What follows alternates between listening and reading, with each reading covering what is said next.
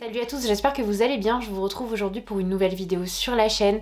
Et comme je vous en avais parlé précédemment dans la dernière vidéo, pile à lire entre gros guillemets, que je vous ai proposé concernant les lectures que j'envisage de faire en 2024, je me suis attelée à la tâche de revisionner une nouvelle fois les vidéos des personnes que je suis avec assiduité sur les réseaux sociaux, majoritairement sur YouTube, mais il y a aussi quelques personnes que j'apprécie suivre et qui sont seulement sur Instagram. Et j'ai donc effeuillé un petit peu tout ce qui pouvait se faire dans leur contenu et particulièrement donc les vidéos de leurs favoris, que ce soit de cette année ou des années précédentes, puisque certains n'avaient pas encore sorti ou ne sortiront pas la vidéo de leurs favoris 2023. Donc je me suis permise voilà, d'aller peut-être un petit peu plus loin dans le passé pour piocher les titres qu'il me fallait afin de constituer donc cette palle qui comptera 14 titres. Et j'ai déjà oublié mon cahier. Après vérification, 15 titres et non 14. Je vais commencer par... alors, il n'y a pas d'ordre de préférence ou de personnes que je regarde plus que d'autres. Je dirais que c'est par phase. Il y a des personnes que je suis absolument toute l'année avec beaucoup de rigueur. Et puis, il y a des personnes qui ont un contenu, je dirais, un peu plus niche, un peu plus spécifique, que je vais consommer seulement à certains moments. Mais par contre, je vais adorer enchaîner les vidéos et même retourner voir des vidéos passées sur leur chaîne. Je vais donc commencer par un ouvrage que je ne pensais pas pouvoir lire. C'est un ouvrage qui m'a été prêté par une collègue de travail qui s'appelle donc Les voleurs d'innocence de Sarah E. Walker, qui est publié chez les éditions Gallmeister et qui est proposé donc dans les favoris 2023 de Nimsly. Les voleurs d'innocence m'a intriguée pour plusieurs raisons. Déjà, il y a cette dimension de sœurs qui vont évoluer entre elles. On va suivre donc des rapports familiaux qui sont tout de même assez complexes, avec une sorte de malédiction qui va peser sur les femmes de la famille. Le résumé que je vais me permettre de vous faire maintenant est celui que j'ai pu retenir de ce qui a été dit dans la vidéo, mais aussi de mes souvenirs de la 4e de couverture. Je ne vais pas la relire car je n'ai pas forcément envie de retourner très précisément dans ce résumé. Quoi qu'il en soit, comme je vous le dis, on suit vraiment des sœurs, il me semble qu'elles sont 6. Et la malédiction qui va peser sur la famille va donc être que chaque fille qui se trouve mariée décède dans les jours qui suivent son mariage. Et la cadette va tout faire pour échapper à cette malédiction. La mère est absolument ravagée de chagrin quant à la disparition de ses filles. Bref, de ce que j'ai compris, il y a des notes, un fond extrêmement gothique dans ce roman. Et je pense que ça a l'air assez intéressant, même si, comme je vous le disais, je n'en sais pas beaucoup plus finalement, et je suis plutôt contente aussi d'aller vers des titres qu'on ne voit pas partout, puisque c'est véritablement un ouvrage que je n'avais vu nulle part avant que ma collègue me le prête. Et je dois reconnaître que je l'aurais rendu sans le lire parce que je me sentais un petit peu... je ne sais pas comment dire, j'aime beaucoup qu'on me prête des livres, j'aime beaucoup que les personnes souhaitent partager les ouvrages qu'ils ont pu aimer avec moi. Je trouve ça très flatteur et j'aime beaucoup derrière pouvoir discuter avec les personnes concernées. Simplement, je suis peut-être un peu trop sélective et puis peut-être un petit peu trop lobotomisée par les réseaux sociaux, puisque j'ai ce besoin d'avoir toujours eu une espèce d'écho d'une expérience de lecture. Là, en l'occurrence, pourtant, ma collègue m'avait vraiment dit que la thématique allait me plaire, puisqu'on parlait donc encore une fois de malédiction qui pèse sur des femmes, donc il y a aussi cette dimension féministe un petit peu dans le récit. Mais voilà, et ça n'avait pas suffi parce que je suis un mouton et que je suis influençable, donc c'est en en entendant parler sur une chaîne voilà, que je me suis finalement décidée à le sortir de ma palle, et je pense qu'il ne tardera pas puisque j'aimerais bien le remettre à ma collègue le plus rapidement possible puisqu'elle me l'a déjà prêté depuis 2 mois. Je passe à la recommandation suivante, ou tout du moins au favori d'une nouvelle personne. Il s'agit de Jodie des Livres de la Crypte, dont je vous ai déjà parlé sur cette chaîne puisque chaque année je participe notamment à son challenge, le challenge de la crypte. Cette année, dans ses favoris, elle parlait de nombreux livres dont j'avais déjà fait la lecture, notamment Lapin Maudit dont je vous ai parlé il y a peu. Si j'avais su, je l'aurais mis dans cette palle, mais j'avais complètement oublié qu'il avait été recommandé par Jodie. Quoi qu'il en soit, elle parlait d'un auteur, un auteur que j'affectionne beaucoup, dont je vous ai déjà parlé sur la chaîne et qui a largement contribué à me donner envie de découvrir la littérature japonaise lorsque j'étais adolescente. J'étais déjà dans une fièvre de découverte, notamment des mangas, mais ce qui me plaisait particulièrement en littérature, c'était les récits très explicites qui ne faisaient pas du tout de compromis. Je pense notamment à des titres comme... c'est à l'époque où j'ai découvert Melvin Burgess, que vous connaissez peut-être, qui a notamment écrit Junk, qui est un roman qui a beaucoup marqué mon adolescence. C'est également l'époque où j'ai découvert des titres comme Moi Christiane F., tout un tas en fait de thématiques et de choses qui étaient encore une fois sans concession. Et à cette même époque, je suis tombée par hasard sur Murakami, donc Ryu Murakami, et un titre qui s'appelait Bleu presque transparent, puis un second qui s'appelait 1969. Et ma vie de lectrice a été complètement chamboulée par cette rencontre. Il s'avère que Jodie, cette année, parlait d'un ouvrage qui s'appelle... Alors, il me semble que c'est Mise aux soupes qu'elle avait mis dans son top. Je ne l'ai pas en ma possession et comme actuellement, je travaille grandement sur moi pour minimiser au maximum les achats que je fais hors achat d'occasion. Et quand je parle d'achat d'occasion, j'entends me rendre dans une librairie d'occasion et tomber par hasard sur un livre, donc faire un petit peu la rencontre de ce livre à ce moment-là.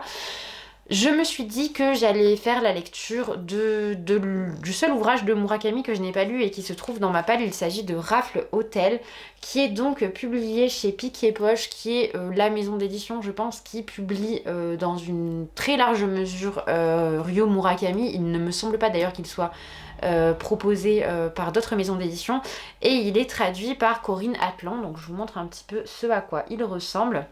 Donc dans ce récit, donc autour de la figure centrale du Rafle Hôtel, symbole d'un monde nostalgique qui n'est plus, se croisent des existences vécues ou simplement rêvées. Kariya, un photographe désabusé, et Takeo, un jeune aventurier venu chercher fortune à Singapour, y rencontrent Moeko, une actrice fragile et excentrique. Tour à tour entre New York, Singapour et le Japon, ils prennent la parole et leurs histoires entrelacées, ponctuées d'allers et retours, révèlent peu à peu les tempêtes individuelles et les malentendus qui accompagnent la passion de deux êtres égarés dans leur solitude intérieure. Ce pourrait être un roman d'amour teinté de désillusion, mais Murakami Ryu brouille à dessein les pistes d'un puzzle onirique que le lecteur devra compléter lui-même. Voilà. Alors ça a l'air un petit peu différent de ce que propose Ryu Murakami habituellement. Je l'avais donc découverte avec les deux titres que je vous ai mentionnés précédemment. Je l'ai étudié beaucoup plus en détail lorsque j'étais à la fac en Master 1, il me semble. J'avais un séminaire concernant la littérature japonaise. Il fallait prendre un ouvrage de littérature japonaise de notre choix. Alors certains auteurs étaient complètement exclus. J'ai voulu choisir quelque chose qui me parlait vraiment à cette époque-là. On n'avait pas le droit de travailler sur Mishima, notamment sur l'autre Murakami que je n'ai jamais lu, donc je n'aurais pas travaillé dessus dans tous les cas. Mais voilà, on n'avait pas le droit de travailler sur ces auteurs qui sont, je dirais, emblématiques de ce qu'on connaît en tout cas de la littérature japonaise en France. Et je m'étais donc tournée vers Ryu Murakami et plus précisément vers Love and Pop, si je me rappelle bien, qui était un ouvrage qui traitait donc de la prostitution chez les adolescentes au Japon. C'était vraiment très intéressant.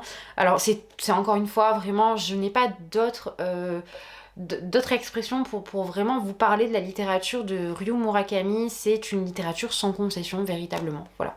Donc je vous invite à faire la découverte de ces titres si vous ne le connaissez pas et que vous aimez ce type d'ouvrage. Je continue avec cette fois une recommandation de Paper Palace, donc qu'elle proposait dans son top de l'année 2023. Alors c'est un livre que vous avez dû voir un petit peu partout parce qu'il est quand même passé sur beaucoup de chaînes. Je vous parle encore de littérature japonaise avec De toutes les nuits les amants de Mieko Kawakami, qui est, je pense, l'autrice japonaise qu'on voit le plus sur les réseaux sociaux depuis à peu près un an. De toutes les nuits les amants, il me tente depuis un moment puisque encore une fois j'en ai entendu parler à de multiples reprises et je ne connais absolument pas cette autrice. Ce sera une découverte pour moi. Je vous remonte d'ailleurs la couverture puisqu'encore une fois bon, l'ouvrage est quand même passé à pas mal d'endroits, donc peut-être que la couverture vous interpelle. Et je ne vous ai pas mentionné que le roman est traduit par Patrick Honoré. Donc ici, on va suivre Fuyuko qui a 34 ans.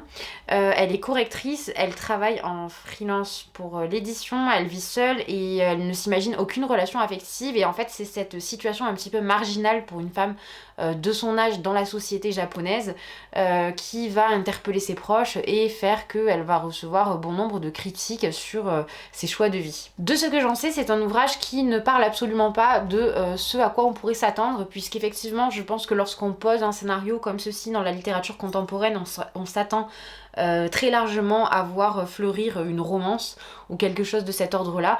Apparemment, des retours qui en ont été faits, ce n'est pas le cas, et ça je dois reconnaître que ça m'intrigue beaucoup. Je me demande ce qui va surgir un petit peu de ces pages. Je sais que l'héroïne est un personnage très introverti, je trouve que c'est également très intéressant. Je sais qu'on est beaucoup à se reconnaître. En tout cas pour moi un gros potentiel d'empathie avec ce personnage là, et je suis impatiente de faire la découverte de ce titre qui encore une fois a été vanté sur de multiples chaînes et sur de multiples comptes Instagram l'année passée. Je continue avec une recommandation de Cornelius. Alors c'est un livre que j'ai vu sur énormément de chaînes aussi, j'en ai profité encore une fois, donc je vous l'ai dit, j'essaie de prendre seulement des livres qui sont dans ma palle. Un titre fera exception à la règle, je vous le mentionnerai lorsque ce sera le cas. Lettre à D d'André Gorz, qui est dans ma palle depuis je dirais quelques mois, qui est extrêmement court, que je n'ai toujours pas lu. Je suis assez sidérée de ne toujours pas l'avoir lu, dans la mesure où encore une fois il est recommandé absolument par tout le monde, et il faisait également d'ailleurs partie de la sélection de Paper Palace, je l'ai vu passer également sur la chaîne de Margorito. Bref, c'est un ouvrage qui m'interpelle beaucoup. Il s'agit d'une lettre unique qui va être rédigée donc par André Gorz. C'est un homme qui revient sur 50 ans d'une histoire d'amour qui se termine donc par la mort des deux amants. Et voilà, c'est tout ce que j'en sais. Ça a l'air bouleversant.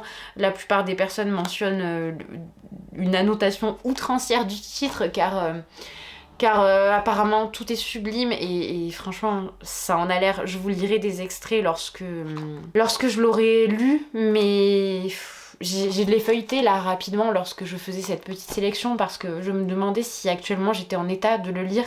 Je suis extrêmement sensible en ce moment. Je ne dis pas que c'est quelque chose de marginal chez moi, car la plupart du temps je suis dans un état toujours assez face à la littérature, au cinéma, j'ai quand même une tendance très poussée à me laisser aller à mes émotions. Donc alors majoritairement à l'émotion de la tristesse, mais ça peut être je sais pas, des formes peut-être un peu plus complexes, un petit peu plus oui, complexes, difficiles à décrire, ou comme la nostalgie, comme l'empathie, bref, toutes ces émotions-là. Et c'est vrai que je me demandais si actuellement, voilà, j'étais en capacité de lire ce titre-là. Je pense que oui, donc je pense que ce sera une de mes toutes prochaines lectures. Mais comme je vous le dis, ce sont simplement des ouvrages que je me note, que je mets de côté dans ma bibliothèque parce que je vais vraiment essayer de me tenir quand même aux 3 pales que je vous ai proposées, même si je ne lis que ça cette année, parce que je n'ai pris que des titres qui me donnent véritablement envie, qui me sortent de ma zone de confort parfois, qui m'y plongent aussi pour les moments où j'en ai besoin, qui me font creuser des auteurs, qui m'en font découvrir d'autres. Donc pour toutes ces raisons-là, j'ai aucune raison de ne pas me tenir à ces piles à lire. Simplement, voilà, j'essaie de prendre en compte quand même le fait que voilà, il y a des lectures qui nous touchent, qui nous bouleversent et qui ne traversent pas simplement notre vie de lecteur, qui viennent et qui prennent racine un petit peu en nous, et on n'est pas toujours en mesure émotionnellement de faire cette expérience, je trouve, en tout cas en ce qui me concerne. Beaucoup de blabla pour passer à la suite, avec la recommandation d'Antastasia. Alors c'est un livre que j'avais déjà vu sur la chaîne de Nabolita il y a quelques années, je crois. Il avait atterri dans ma palle suite à une émission littéraire qui parlait donc de ce titre-là, qui a reçu le prix Nobel de littérature 2018, si je ne me trompe pas. Et donc cet ouvrage, il est écrit par Olga Tokarczuk, et je m'excuse très largement pour ma prononciation. Il m'intrigue énormément, je vais vous lire le résumé parce que je le trouve très intriguant, et peut-être qu'il vous interpellera aussi parce que c'est un titre qu'on ne voit finalement pas tant que ça. Janina Doucheiko vit seule dans un petit hameau au cœur des Sudètes. Ingénieure à la retraite, elle se passionne pour la nature, l'astrologie et l'œuvre de William Blake. Un matin, elle retrouve un de ses voisins mort dans sa cuisine, étouffé par un petit os. C'est le début d'une longue série de crimes mystérieux sur les lieux desquels on retrouve des traces animales. La police enquête. Les victimes avaient toutes pour la chasse une passion dévorante. Quand Janina Doucheiko s'efforce d'exposer sa théorie sur la question, tout le monde la prend pour une folle. Car comment imaginer imaginer qu'il puisse s'agir d'une vengeance des animaux.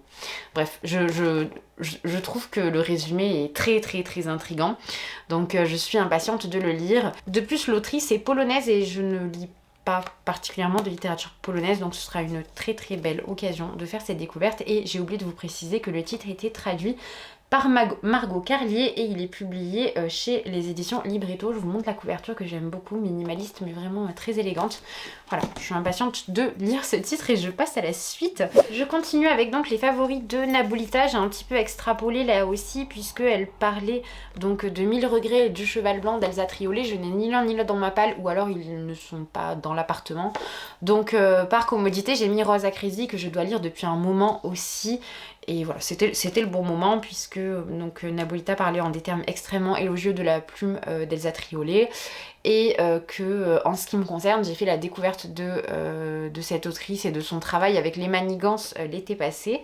C'était une lecture que j'avais trouvée intéressante, assez originale, mais qui ne m'a pas transcendée non plus, bien que le style était très agréable et que j'ai trouvé que la plume d'Elsa Triolet avait quelque chose d'un petit peu incisif et aussi de très intelligent dans sa forme et dans sa construction, dans le sens où elle arrive véritablement à glisser beaucoup d'humour dans sa littérature, ce qui est, je trouve, assez difficile. En ce qui concerne Rosa Crazy, on est dans quelque chose de complètement différent. Donc je vous lis la 4e de couverture. La nature a beaucoup donné à Martine, les hommes peu. Elle est belle, elle a le rare don d'aimer. Mais à notre âge de nylon, elle est venue au monde dans des conditions de l'âge de pierre. Aussi le confort moderne, le cozy corner seront-ils son premier idéal, et le métier de manucure parmi les miroirs et les parfums d'un salon de coiffure suffit à ses rêves de beauté. Elle est en cela semblable à des millions d'êtres. Daniel Donnell, l'amour de Martine est déjà au-delà de cet idéal électroménager. Rosiériste, touché par l'aile de la science, il rêve à une rose nouvelle qui aurait la forme de la rose moderne et le parfum inégalable de la rose ancienne. Un jour, Daniel créera la rose parfumée Martine Donnell, mais elle ne sera plus un hommage qu'à la souffrance. Très intriguée par la poursuite de ma découverte d'Elsa Triolet, je vous l'ai déjà dit dans la vidéo précédente, donc je vais passer un petit peu rapidement dessus. Le titre suivant, il est dans ma palle depuis ma lecture de La douleur de Marguerite Duras, qui faisait partie de mes coups de cœur il y a de cela 2 ans. Dans ce roman, Marguerite Duras, alors dans ce roman qui se compose de plusieurs parties, plusieurs petites nouvelles, j'aurais du mal à parler de la forme véritable de cette œuvre qui ne se vend pas comme un recueil de nouvelles, qui est assez particulière. Bref, dans La douleur, quoi qu'il en soit, vous avez donc plusieurs parties qui parlent notamment de Marguerite Duras, donc, puisque c'est un roman en grande partie autobiographique, qui attend le retour de son mari Robert Anselme. Robert Anselme faisait donc partie de la Résistance et il a été envoyé en camp de concentration. Et l'un des récits, je pense, les plus incroyables que j'ai pu lire de ma vie se trouve dans La douleur, avec le retour de ce mari qui rentre de camp et les horreurs, les atrocités qu'il a pu subir, aussi je dirais la sidération des proches qui se retrouvent confrontés au retour de l'être attendu, de l'être aimé, et qui ne savent absolument pas comment le prendre en charge au mieux, ce qui a pu se passer. C'est vraiment un ouvrage qui parle d'énormément de choses, alors des atrocités de la guerre, mais aussi d'à quel point on peut être démuni face à quelque chose de tout à fait inouï, incroyable, inimaginable. Et vraiment Marguerite Duras dans La douleur parle de tout cela avec une force qui est indicible, vraiment, dont il est très difficile de parler. Quoi qu'il en soit, elle parle dans ce titre de l'espèce humaine de Robert Anselme, qui est donc le roman qu'il a écrit suite à son expérience donc dans les camps. Et c'est un ouvrage dont Mina Readings parlait dans ses favoris de cette année. J'étais très contente de voir ce roman passer parce qu'il est dans ma palle donc depuis 2 ans maintenant, que j'ai très envie de l'en sortir, que je ne me donne pas l'espace de le faire parce que ce sont des récits qui sont très durs. Pour tout vous dire, j'ai dû lire Si c'est un homme de Primo Levi il y a à peu près 7 ans, je dirais. J'en garde un souvenir qui est impérissable. Et surtout, c'est un titre qui demeure vraiment collé à moi. Je suis incapable de... Il y a des passages entiers de Si c'est un homme qui me hantent, que je revois avec une précision incroyable, alors que c'est une lecture que je n'ai fait qu'une seule et unique fois, que j'aurai beaucoup de mal à refaire malgré son importance. Et j'espère un jour avoir la force de relire ce livre, mais j'ai tellement été troublée, atteinte par ce titre que j'ai beaucoup de mal à me relancer dans des titres du même ordre. C'est pour cette raison que j'ai tant fait traîner L'espèce humaine de Robert Anselme. Mais voilà, j'ai envie de le lire, il faut que je le lise, d'autant que Mina parlait de cette idée qui est présente aussi chez Primo Levi, que on fait tout pour faire disparaître l'humanité des personnes dans ces camps, et que finalement ça n'arrive pas. C'est un échec, malgré toutes les atrocités qu'ils subissent. Mais là c'est pareil, c'est un titre qui va être extrêmement difficile à lire, parce que d'un point de vue de la langue, j'ai aucune idée de l'exigence qu'il peut y avoir. Il me semble que ce qui était revendiqué, c'était le fait que c'était un témoignage écrit de façon extrêmement accessible, justement pour que la plus grande partie des lecteurs puissent prendre conscience, savoir et connaître ce qui s'est passé. Moi, ce qui m'effraie vraiment, c'est la thématique qui, encore une fois, me saisit avec une telle puissance que j'ai beaucoup de mal à m'en défaire derrière. Je vais continuer avec donc Anaïs, du compte Anaïs Bot sur Instagram. C'est la seule qui n'a pas de chaîne YouTube, mais j'apprécie beaucoup son contenu sur Instagram, et puis je ne pouvais pas ne pas... Alors ça ne fait pas partie de ses favoris de l'année, ça fait partie de ses favoris de tous les temps.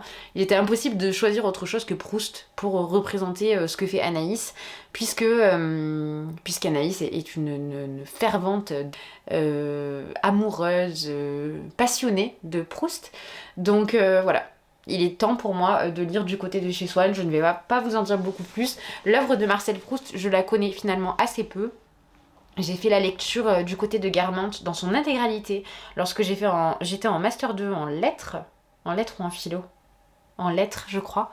Et c'est une lecture que j'avais effectuée sur un temps extrêmement bref. J'avais passé un superbe moment, ce qui était très surprenant parce que je ne m'attendais pas à faire une telle rencontre avec Proust. Mais je ne me suis jamais plongée dans les premiers tomes de La Recherche, et donc il faut que je commence avec du côté de chez Swann. Et c'est un de mes projets de cette année. Je sais que il y a beaucoup d'ambition dans les titres que je vous propose parce qu'ils sont exigeants déjà. D'une part par leur densité, mais aussi par leur longueur, et de plus par leur densité, et plus encore par ce qu'ils représentent dans la littérature française et pour la littérature française. C'est des titres qui m'impressionnent énormément. Donc j'espère que j'arriverai à passer au-delà de ça et à me plonger dans ces œuvres sans trop de crainte, je dirais. Je poursuis donc avec un ouvrage qui est recommandé par Karine de Mon Coin Lecture, et c'est un petit peu à elle que j'ai piqué l'idée de ce concept, puisqu'elle propose des vidéos dans lesquelles elle lit les favoris de certains booktubeurs, et j'aime beaucoup cette vidéo, donc voilà, je me suis aussi permise de la reprendre. Elle était aussi proposée par Cornelius sur un format un petit peu différent. Quoi qu'il en soit, en tout cas voilà, Karine propose donc cette alternative en lisant des ouvrages proposés dans les favoris des booktubeurs. Et en ce qui me concerne, j'ai choisi dans sa liste, alors j'ai un petit peu triché, je n'ai pas pris dans son top, j'ai pris quelque chose que j'ai très envie de lire depuis un moment, que j'ai très envie de découvrir. Elle parlait des Annales du Disque Monde de Terry Pratchett, et elle mentionnait le fait que toutes ces lectures de Terry Pratchett étaient une grande surprise et faisaient toujours partie un petit peu de ses favoris, pour tout un tas de raisons qui étaient finalement difficilement explicables, puisque, comme le disent la plupart des personnes qui témoignent de la lecture des livres de Pratchett, c'est complètement barré, donc il est assez complexe peut-être d'épiloguer sur ce qui fait que le livre est un coup de cœur ou une très très bonne lecture, justement par le côté un petit peu ovni de ces titres-là et de la saga plus largement des Annales du Disque Monde. J'ai commencé à lire ce titre lorsque je l'ai acheté, mais pour tout vous dire, voilà, le marque-page est encore présent, je me suis arrêtée ici. Alors je pense que j'ai très mal choisi, c'est-à-dire que j'ai commencé à lire ce titre un soir, en rentrant du collège, fatiguée. Et j'ai trouvé que c'était très exigeant. Donc j'ai vite laissé tomber et je suis passée à autre chose. Exigeant, alors déjà d'une part exigeant parce qu'il y a énormément de personnages, il y a énormément de choses qui se passent et qui sont décrites. Ça c'est la première chose. La seconde, c'est que si vous n'êtes pas des grands férus, des grands adeptes de fantasy, je pense que c'est compliqué de lire Terry Pratchett, parce que il me semblait que je n'étais plus une novice en la matière. Mais je dois reconnaître voilà, qu'il y a des choses peut-être qui m'échappent un petit peu. Mais en tout cas, je veux retenter l'expérience et je veux faire la découverte de Terry Pratchett parce que voilà, mon grand frère l'a lu pendant des années, ça a toujours habité un petit peu ma maison, mon quotidien. J'ai très envie de lire donc ce qu'il propose. Dans une dimension lointaine et passablement farfelue, un monde se balade à dos de 4 éléphants eux-mêmes juchés sur la carapace de la grande tortue. Oui, c'est le disque monde. Les habitants de la cité d'Ankh-Morpork croyaient avoir tout vu. Et Deux Fleurs avait l'air tellement inoffensif, bonhomme chétif, fidèlement escorté par un bagage de bois magique déambulant sur une myriade de petites jambes. Tellement inoffensif que le patricien avait chargé le calamiteux mage Rincevant, de sa sécurité dans la cité quadrillée par la guilde des voleurs et celle des assassins. Mission périlleuse qui devait les conduire loin dans une caverne de dragons, peut-être jusqu'au bord du disque. Car Deux Fleurs était d'une espèce plus redoutable qu'on ne l'imaginait, c'était un touriste. À la lumière de l'octarine, la 8e couleur, découvrez l'univers fantastique et cocasse de Terry Pratchett. C'est dense, tout simplement, et comme c'est dense, forcément, je suis encore un petit peu effrayée. Un livre que je me suis promise de lire depuis très longtemps, qui était donc mentionné sur la chaîne de Maureen, dont je vous mettrai pareil, déjà le lien en barre d'informations, mais une petite représentation de sa chaîne ici. Maureen n'a pas fait de top de ses lectures de cette année, il me semble qu'elle ne le fait même pas tous les ans, mais c'est une personne dont j'apprécie beaucoup suivre le travail. Elle a notamment beaucoup partagé son parcours avec la préparation de l'agrégation en lettres classiques. C'était très intéressant, très documenté, très demandant, et je pense que c'était une belle façon de préparer l'agrégation aussi, de partager ses expériences de lecture, mais aussi de partager les travaux, le cheminement, le plan un petit peu d'attaque des ouvrages qui étaient présents à l'agrégation, donc c'était vraiment très intéressant et je la suis maintenant depuis quelques années, donc je pense depuis le début de sa chaîne, il me semble depuis sa première vidéo, parce que je trouve que c'est vraiment quelqu'un d'authentique et qui parle avec beaucoup d'aisance et d'amour des ouvrages qu'elle peut découvrir. J'ai choisi quelque chose qui ne représente pas nécessairement son contenu, mais elle en parle comme un de ses classiques favoris et qui a marqué sa vie de lectrice. Donc j'ai choisi Les 4 filles du Dr March de Louisa May Alcott, que je dois lire depuis maintenant un bon moment, et je sais que j'aimerais ce titre et je sais qu'il va faire partie de ma vie de lectrice, ça va, et je pense qu'il sera vraiment constitutif de ma vie de lectrice, parce que j'aurais tellement aimé le découvrir plus tôt, ce livre. J'aurais vraiment aimé le découvrir très très jeune, parce que déjà en l'ayant découvert adulte, en ayant découvert l'adaptation cinématographique, en ayant lu quelques extraits, je suis vraiment touchée par le destin de ses sœurs, et je trouve que l'histoire est très belle. Mais alors, je pense que si je l'avais découverte enfant, il aurait complètement... il aurait fait partie du ciment un petit peu et des fondations de ma vie de lectrice. Voilà, donc je suis impatiente de le lire. Je vais vous parler d'une chaîne maintenant que j'ai découvert il y a peu, mais que j'affectionne beaucoup, qui est la chaîne donc de Misère Pourpre. Et elle parlait donc de Rebecca de Daphné du Maurier dans ses favoris 2023. Je n'ai pas Rebecca. J'étais persuadée de l'avoir pourtant, mais je n'arrive pas à mettre la main dessus. Donc peut-être qu'il n'est pas à l'appartement, mais je ne vois pas vraiment où j'aurais pu le mettre. Donc j'ai choisi un autre titre de l'autrice, même si ce n'est pas forcément celui qui est le mieux noté et reçu apparemment. Il s'agit donc de Les Oiseaux de Daphné du Maurier. C'est l'ouvrage qui a inspiré Hitchcock pour le film du même nom. Et je suis impatiente de le lire, voilà. Toujours dans le cadre de cette découverte un petit peu des autrices qui ont travaillé sur la littérature d'angoisse et horrifique. Voilà, j'ai très envie de découvrir ce titre-là. Donc on nous dit: au cœur de la nuit, le vent d'est cingle la falaise. Entre deux rafales, des nuées d'oiseaux cognent aux vitres. Mais ce n'est pas la peur qui les précipite avec une telle force vers le monde des hommes. On retrouvera ici, et pas moins terrifiant, le récit qui inspira son chef-d'œuvre au maître de l'angoisse Alfred Hitchcock. Dans les autres nouvelles de ce recueil, l'horreur se fait plus insidieuse, le fantastique à peine étranger au réel. Il suffit d'un pommier à forme étrangement humaine ou d'une ouvreuse de cinéma qu'un jeune mécanicien a envie de suivre après la séance. Et la grande romancière anglaise, auteure de Rebecca et de l'Auberge de la Jamaïque, nous entraîne vers le mystère à petites touches au gré d'une écriture subtile, singulière et moderne. Voilà. Il me tente depuis le moment où je l'ai acheté. Alors je ne l'ai pas acheté il y a si longtemps que ça. Je l'ai acheté, il y a encore l'étiquette dessus. le 21 septembre. Ouais, ça commence à faire un petit peu quand même. Mais bon, voilà. Ça fait un moment que je veux le lire en tout cas. Bon, vous voyez que je triche un petit peu parce que lorsque je n'ai pas les ouvrages concernés, je me permets de prendre des titres des mêmes auteurs ou des mêmes autrices. Voilà, simplement parce que comme je vous le dis, je préfère éviter de charger encore un petit peu ma palle. Sur la chaîne Les Chroniques du Hérisson, et ce n'est pas la seule chaîne sur laquelle j'ai vu passer ce titre puisque je l'ai également vu passer sur la chaîne de Digli dont je vous parlerai juste après. J'ai vu passer donc Triste Tigre qui a reçu le... Alors attendez, je vais vous dire les prix parce que je ne m'en souviens plus, je ne voudrais pas dire de bêtises. Il a reçu le prix Femina et le Goncourt des lycéens. Il a aussi reçu le prix littéraire du Monde. Donc il est sorti le 17 août 2023 et c'est un ouvrage de Neige Sino qui va traiter donc de la thématique de la pédophilie et qui est très largement autobiographique. Je n'en sais pas beaucoup plus, je ne veux pas en savoir beaucoup plus. Je sais simplement que Digli et les Chroniques du Hérisson en ont parlé avec beaucoup de force, d'intensité et ont vraiment appuyé sur le fait que ce titre avait marqué leur année de lecture et d'à quel point il était important. C'est pour toutes ces raisons que j'ai envie de le découvrir, mais je ne vous en dirai pas plus puisque parce que je vous renvoie directement à leur vidéo si vous voulez voir l'expérience de lecture de personnes qui ont déjà fréquenté cet ouvrage.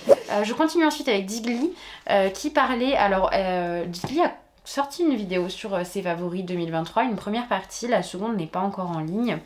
Donc je me suis permise d'aller regarder un petit peu plus loin puisque dans ce qu'elle proposait en 2023, je n'avais rien en ma possession.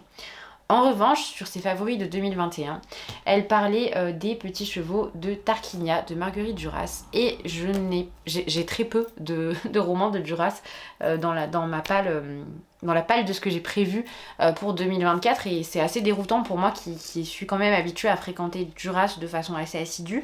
Donc j'ai trouvé que c'était une bonne occasion de le glisser dans cette sélection. Et aussi, alors je ne l'ai pas mis ici, mais il me semble que c'était sur ses favoris de la même année, elle parlait du ravissement de l'Olvestein, que de toute façon j'envisage de lire juste après le vice-consul. Donc voilà, je poursuivrai cette année avec beaucoup de joie ma découverte de la plume et du travail de Marguerite Duras. Alors beaucoup de joie, mais aussi je suis souvent mal à l'aise dans les textes de Marguerite Duras, je suis souvent déroutée, je suis souvent perdue, je suis souvent subjuguée par son style. Voilà, c'est vraiment Marguerite Duras fait vraiment partie de mes autrices favorites, je pense que c'est maintenant indéniable. Aux suggestions de Audrey Ritz qui a également une chaîne que j'ai découverte cette année et que j'aime beaucoup. Elle propose un contenu qui est très riche, très intéressant et elle poste de façon très régulière, assidue, donc c'est agréable aussi de pouvoir suivre assez fréquemment ce qu'elle fait. Elle parlait cette année d'un ouvrage qui est dans ma palle depuis longtemps, dont j'entends parler depuis longtemps et que je dois lire depuis longtemps, à savoir Le Maître des Illusions de Donna Tartt. Il a été présent dans plusieurs de mes palles, je ne comprends pas pourquoi je n'ai toujours pas lu ce titre, alors que je sais pertinemment là aussi que c'est quelque chose qui va me plaire, me parler et que je ne vais pas pouvoir le lâcher. Je ne sais pas, et parfois il y a des titres comme ça, c'est comme si ce n'était pas le bon moment. Ça m'a fait exactement la même chose avec La Maison des Feuilles dont je vous parlais il y a peu. Ce sont des titres que j'ai commencé et je sentais que c'était pas le moment, je sentais que j'allais pas les apprécier à leur juste valeur et je préférais les laisser de côté. C'est ce qui s'est passé avec Le Maître des Illusions depuis maintenant un moment, mais je souhaite absolument remédier à cela. Donc dans ce titre on va suivre un jeune homme qui va donc partir habiter à c'est compliqué, qui va partir étudier à l'université. Il va donc arriver à l'université d'Hampton dans le Vermont. Il a absolument envie de s'intégrer dans la plus haute sphère sociale, je dirais, et il va rejoindre un groupe de personnes qui notamment étudient des espèces de disciplines qui ont quelque chose d'un petit peu secret, qui sont beaucoup liées avec la langue. Et voilà, donc on est dans quelque chose de, pour reprendre le terme très fréquent, de toute façon je crois que dans sa classification, en tout cas dans la littérature anglaise, c'est ainsi qu'il est classé, c'est de la dark academia, donc on est sur un campus universitaire et il se passe des choses un petit peu obscures. Voilà, je vais pas vous en dire plus, là c'est pareil, c'est un ouvrage dont on entend parler depuis des années et des années, qui passe absolument partout. Je pense que son succès retentissant, voilà, en dit long aussi sur la potentielle qualité qu'il peut y avoir entre ces pages. Je termine avec, et je ne pouvais pas parler de Cassandra, donc de Croque les mots, dont j'apprécie beaucoup le travail, que j'apprécie beaucoup aussi en tant qu'être humain. qui propose toujours des contenus très fournis, très riches et travaillés, qui actuellement est souvent présente sur Twitch, donc c'est très sympa aussi de la suivre là-bas. Bah forcément, j'ai pris un titre de Becky Chambers pour la représenter parce que je pense que la vidéo de sa chaîne que j'ai préférée cette année, c'est la vidéo dans laquelle elle parle de Becky Chambers, et j'ai pris l'espace d'un an, car je dois lire l'espace d'un an depuis 2017. Comme vous pouvez le voir, c'est l'année où La Talente m'avait envoyé ce titre, et j'étais extrêmement tentée. Tout me plaisait. L'idée générale me plaisait, vraiment, je ne sais pas pourquoi il est encore dans ma palle. 2017, vous vous rendez compte? Ça fait 2018 peut-être, je vais être gentille. Ça fait 5 ans qu'il est dans ma palle, un peu plus de 5 ans. Donc je trouve ça dramatique parce que, surtout que j'ai lu directement un psaume pour les recyclés sauvages, j'ai acheté dans la foulée une prière pour les cimes timides, je viens juste de terminer, je vous en parle dans mon prochain point lecture d'ailleurs, Apprendre si par bonheur, que j'ai adoré. Et j'ai pas lu Libration, j'ai pas lu L'espace d'un an, j'ai pas lu toute cette partie-là qui est beaucoup plus dense, beaucoup plus fournie. Bah, je suis impatiente, voilà, j'ai très envie. Alors, de ce que j'ai compris, ici on est vraiment plus axé sur la dimension conquête spatiale et progrès technologique, science-fiction. Ce qui n'est pas forcément le cas dans Une prière pour les cimes timides et dans Les recyclés sauvages, où on va être certes dans l'idée d'un progrès technologique puisqu'on a des robots, puisque les choses ont radicalement changé sur Terre, mais on n'est pas dans l'espace, on n'est pas dans la conquête spatiale, dans la démarche de l'être humain de quitter sa terre d'origine pour aller explorer d'autres choses.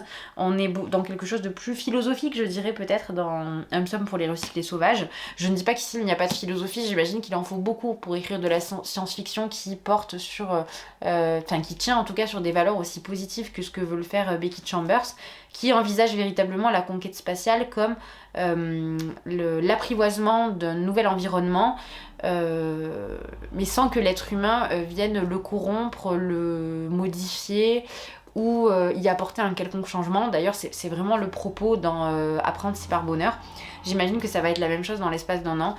Et encore une fois, je vais me répéter, et j'en suis désolée, je suis impatiente de lire ce titre. J'ai terminé ce tour finalement, qui était censé être assez rapide, mais finalement assez dense, des lectures que je voulais effectuer suite aux recommandations de plusieurs lecteurs dont j'apprécie le travail. J'espère que la vidéo vous a plu, j'espère vous avoir à la fois fait découvrir certains titres et aussi certaines chaînes. N'hésitez pas à me dire si ce que vous regardez, quelles sont les chaînes que vous préférez regarder, quels sont les ouvrages que vous avez lus ou que vous envisagez de lire dans la sélection que je vous ai présentée aujourd'hui.